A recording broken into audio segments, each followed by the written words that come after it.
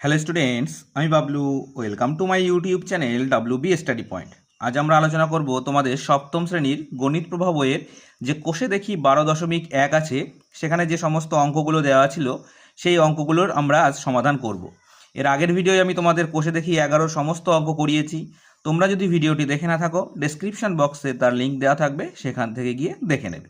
তো চলো ভিডিওটি শুরু করা যাক। দেখো, প্রথমে বলেছে একের দাগে এ প্লাস বিকে এ প্লাস বি দিয়ে গুণ করলে গুণফল নিচের কোনটি হবে দেখি। তো দেখো, এই এ প্লাস বিকে এ প্লাস বি দিয়ে গুণ করতে হবে। তো চলো আমরা একটু দেখে নিই। তাহলে দেখো, আমরা যদি গুণ করি, আমি তোমাদের সঠিকভাবে গুণ করে দেখাচ্ছি। সর্বপ্রথম আমাদের এই এ দিয়ে এই এ কে গুণ করতে হবে। এ দিয়ে এ কে গুণ করলে কি হচ্ছে? A square. এবার এই দিয়ে এই বি কে গুণ করতে হবে, গুণ করলে হচ্ছে প্লাস এ বি। এবার এই প্লাস বি দিয়ে এই একে গুণ করলে হচ্ছে আবার প্লাস এ বি, বা বি এ যাই বলো না কেন। আর এই প্লাস গুণ করলে হচ্ছে প্লাস, এই বি আর বি গুণ করলে হচ্ছে বি স্কোয়ার। ঠিক আছে। এবার এটাকে যদি আমরা দেখো, এই এ বি আর এই এ বি দুটোই এক আছে, তাই আমরা এইভাবে লিখতে পারি এ স্কোয়ার প্লাস, দুটো এ বি আছে তাই আমরা লিখব 2ab প্লাস বি স্কোয়ার। ঠিক আছে। তো আমাদের উত্তর আসে কিন্তু এটা, কিন্তু বইতে দেখো আমাদের উত্তর কিন্তু অন্যরকম দেওয়া আছে। অর্থাৎ এটা থেকে আমরা জানতে পারি এর সূত্র আছে, কার সূত্র প্রয়োগ করে এটা পাওয়া যায়? এ প্লাস বি এর হোল স্কোয়ার। এই সূত্রটা হচ্ছে, বা এই ভাগটা হচ্ছে এর অংশ। সেই জন্য আমরা উত্তরটি হিসেবে আমাদের দেখো বইতে অপশান 2 আছে, অর্থাৎ এই ডবল আই, এই অপশানটি হচ্ছে সঠিক উত্তর, এ প্লাস বি তার হোল স্কোয়ার। এবার দেখো, 2-এর দাগে আছে x plus 7 whole square equal to x square plus 14x plus k হলে কে এর মান নিচের কোনটি হবে লিখি। তো আমাদের এটাকে আগে ক্যালকুলেশন করে দেখে নিতে হবে এই সংখ্যাটা আমাদের আসছে কিনা। তো দেখো, আমাদের বলেছে এরকম x plus 7 whole square equal to x square plus 14x plus k, এবং আমাদের মান বের করতে হবে কে এর, অর্থাৎ কে কার জন্য বসছে। ঠিক আছে। তো দেখো, এটাকে যদি আমরা এ প্লাস বি হোল স্কোয়ারের সূত্র প্রয়োগ করে করি তাহলে কি হচ্ছে দেখো। তাহলে এটাকে যদি আমরা ক্যালকুলেশন করি, এ প্লাস বি হোল স্কোয়ার সূত্র দেখো এখানেই আছে, আমরা করেছিলাম আগেই। তাহলে কি হচ্ছে? A square plus 2ab plus B square, এখানে এ বলতে এক্স, তাহলে আমরা লিখবো এক্স স্কোয়ার প্লাস 2 হবে সূত্রের এ, অর্থাৎ কি এই এক্সটা হচ্ছে এ, তাই এখানে লিখবো এক্স, ইন্টু বি হচ্ছে কোনটা? 7, তাই লিখলাম 7, প্লাস কি হচ্ছে? বি স্কোয়ার বলতে 7-এর স্কোয়ার। অর্থাৎ আমরা এটা আর এখানে লিখছি না, যেহেতু কে এর মান বের করব। এবার এটাকে যদি আমরা ক্যালকুলেশন করি তাহলে কি হচ্ছে দেখো, এক্স স্কোয়ার প্লাস এই 2 আর 7 গুণ করলে হচ্ছে 14, তার সঙ্গে হচ্ছে এক্স, তাহলে হচ্ছে 14x প্লাস 7 আর 7 গুণ করলে কত হচ্ছে? 49। তাহলে দেখো, এখানে আমাদের আছে x square plus 14x plus 49, আর এখানে আছে দেখো x square plus 14x plus k. তাহলে কে এর কোন মানটা আমাদের এখানে বসেছে? না, কে এর 49 এই মানটা আমাদের বসেছে। ঠিক আছে। তো আমরা যদি এটার সমান পাশে আমরা এটা পাতাই, বা এখানে যদি আমরা লিখি, বা এখানে যদি আমরা লিখি x square plus 14x plus k. ঠিক আছে, আমি বোঝার সুবিধার্থে করছি। তো দেখো, আমরা জানি সমান সমানের এ পাশে আর ও পাশে যা থাকে কেটে যায়, তাহলে 14x, এই 14x কেটে গেল, এখানে কে পড়ে আছে আর এখানে পড়ে আছে কি? 49। তাহলে আমরা লিখতে পারি অতএব কে ইজ ইকুয়াল টু 49। তাহলে এটা হচ্ছে আমাদের আনসার। ঠিক আছে। এবার দেখো, 3-এ বলেছে এ স্কোয়ার প্লাস বি স্কোয়ার এর সঙ্গে কোন বীজগাণিতিক সংখ্যামালা যোগ করলে যোগফল একটি পূর্ণবর্গ সংখ্যামালা হবে তা দেখি। এখানে আছে এ স্কোয়ার প্লাস বি স্কোয়ার, এখানে অপশানগুলো আছে দেখো, 4ab মাইনাস 4ab, 2ab বা মাইনাস 2ab, আর 4-এ আছে 0। কি বলেছে? এই এ স্কোয়ার আর বি স্কোয়ারের সাথে যোগ করতে হবে। তো কি যোগ করতে হবে? আমাদের পূর্ণবর্গ পেতে গেলে কি করতে হচ্ছে? যদি আমরা ধরে নিই পূর্ণবর্গ আমরা পাবো এরকম a plus b whole square বা a minus b whole square. তাহলে দেখো, এটার সূত্রে আমরা জানতে পারি কি হচ্ছে? A square plus 2ab plus B square, আর এটার হয় a square minus 2ab plus B square.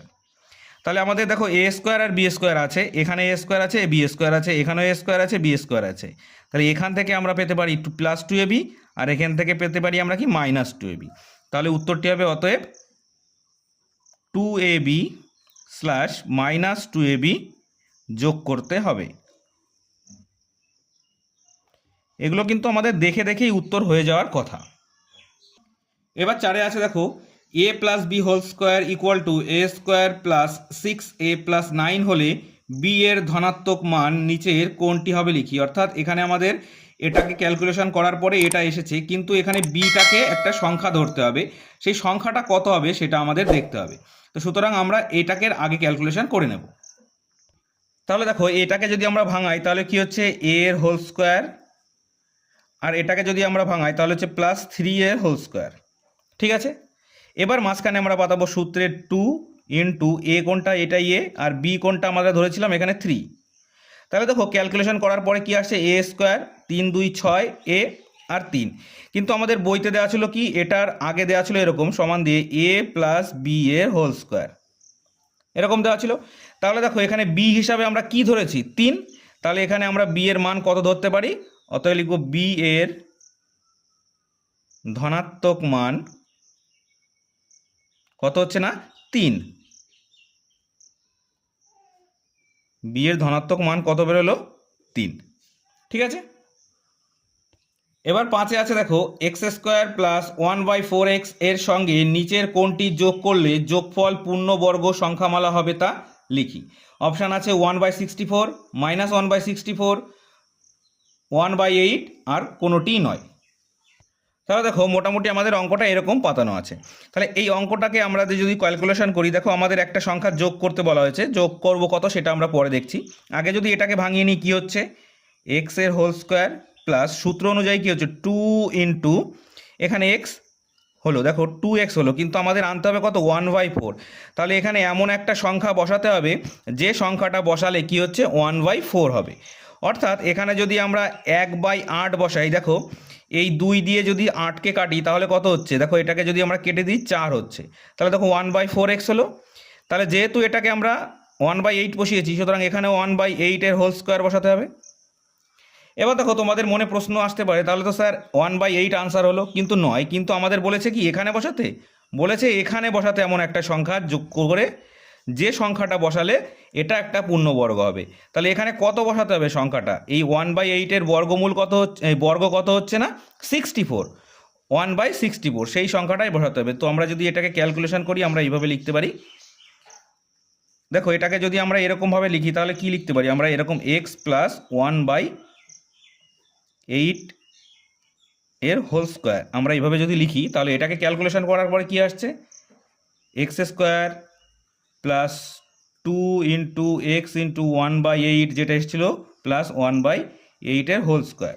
তাহলে এটাকে যদি আমরা এইভাবে লিখি তাহলে কিভাবে আসবে, দেখো x² প্লাস 1/4 তার সঙ্গে x প্লাস 1/64, তাহলে আমাদের কত এসেছে 1/64। তাহলে আমাদের 1/64 আছে, দেখো কত, একদম 1 নম্বরের উত্তর।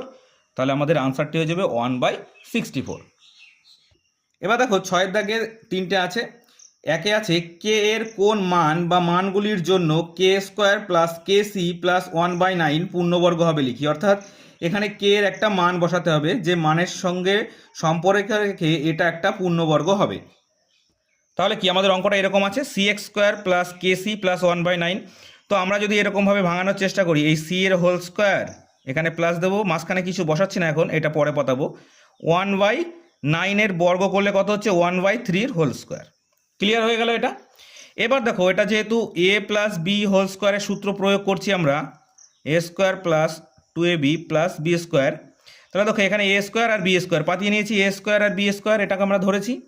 এবার সূত্রে 2 পাতালাম ইন্টু এ কোনটা, এখানে c আছে, আর এখানে দেখো কে ছিল এক্সটা, কে কার জন্য বসেছে এই 1/3 এর জন্য, তাহলে আমরা এখানে লিখবো 1/3। তাহলে দেখো এই কে এর জন্য কোনটা হলো, এখানে 1/3 হলো। ঠিক আছে, এখানে তো সি ছিলই আমাদের। এবার দেখো এই 1/3 হলো, আর এই যে সূত্রের আমাদের 2 রয়েছে, তাহলে আমাদের এইভাবে আমরা লিখতে পারি যদি c² প্লাস 2c/3 প্লাস 1/9। দেখো এটা আমাদের যদি থাকতো তাহলে কিন্তু আমাদের এটা একটা পূর্ণবর্গ সংখ্যা হতো, কিন্তু এখানে ছিল কত না কে, কে কার জন্য বসেছে, সি তো এর সঙ্গে আছে, এখানেও দেখো সি আছে এর সঙ্গে, তাহলে এখানে কার জন্য কে বসেছে, অর্থাৎ 2/3 এই সংখ্যাটার জন্য কিন্তু সি বসেছে। সেটা প্লাসও হতে পারে 2/3 কিংবা মাইনাসও হতে পারে, তাই আমরা লিখে দেবো প্লাস মাইনাস 2/3, কারণ এটা যদি মাইনাসের সূত্র করতাম a মাইনাস বি হোল স্কোয়ারের সূত্র প্রয়োগ করতাম তাহলে হতো a square minus 2ab plus B square. তাহলে কিন্তু মাইনাসের সূত্র প্রয়োগ করলে এখানে মাইনাস হয়ে যেত, তাহলে এই সংখ্যাটাও কিন্তু মাইনাসে চলে আসতো। তাই আমাদের এই প্লাস মাইনাস অর্থাৎ প্লাস 2/3 আর মাইনাস 2/3 কিন্তু বসেছে কার জন্য না, কে এর জন্য। তোমাদের যদি কোথাও বুঝতে অসুবিধা হয়ে থাকে নির্দ্বিধায় আমাকে জানাবে, আমি পরের ভিডিওয়ে তোমাদের সেই ডাউটটা ক্লিয়ার করে দেওয়ার চেষ্টা করব। পরের অঙ্কটা আছে দেখো, বলেছে 9p² প্লাস 1/9p² সংখ্যামালাটি থেকে কোন সংখ্যা বা সংখ্যাগুলি বিয়োগ করলে বিয়োগফল পূর্ণবর্গ সংখ্যা হবে তা লিখি। তো দেখো এখানে আমাদের আছে 9p² আর 1/9p²।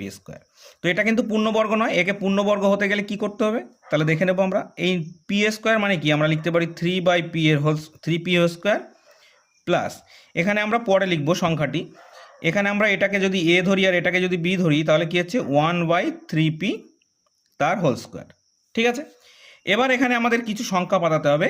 দেখি আমরা কি পাতাবো, সূত্রের 2 ইন্টু এখানে কি আছে 3p ইন্টু 1/3p। ঠিক আছে, কারণ এখানে এই 3pটা a আর এই 3pটা 1/3p b, তাই পাতালাম। তাহলে এটাকে আমরা কাটলাম, এটাকে কাটলাম, থাকলো কি এখানে 3p² যদি আমরা ক্যালকুলেশন পরে করি হোল স্কোয়ার প্লাস 2 ইন্টু 1/3,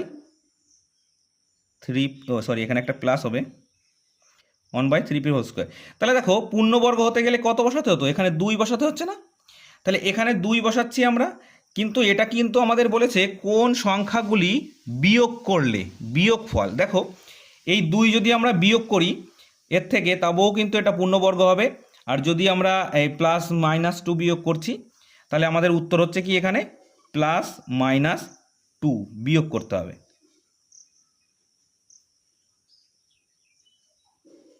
যদি আমাদের এটা প্লাসের সূত্রে হয় তাহলে +2 বিয়োগ করতে হচ্ছে, যদি মাইনাসের সূত্রে হয় তাহলে কিন্তু -2 বিয়োগ করতে হচ্ছে। অর্থাৎ -2 মানে তো বিয়োগ করাই আছে, আমরা যদি পাতিয়ে দিই -2 বিয়োগ করে দিলাম, তো আমাদের ক্যালকুলেশনে কিন্তু +2 -2 বিয়োগ করতে হবে, এই উত্তরটা কিন্তু আমাদের এখানে চলে আসবে। এবার দেখো বইতে 6-3 আছে x - y whole square equal to 4 - 4y plus y² হলে x এর মান কত।